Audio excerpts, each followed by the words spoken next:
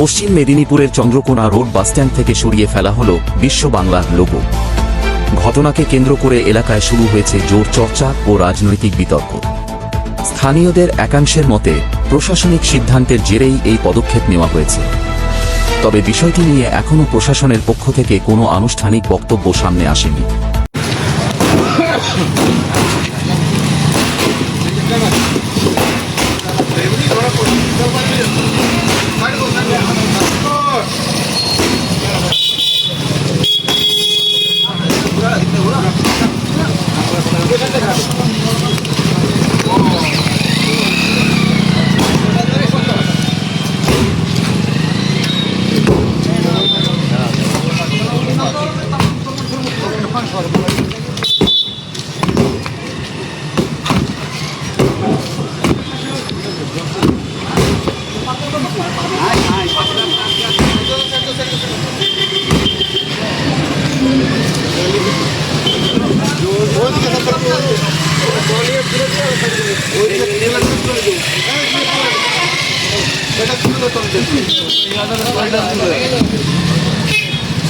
এটা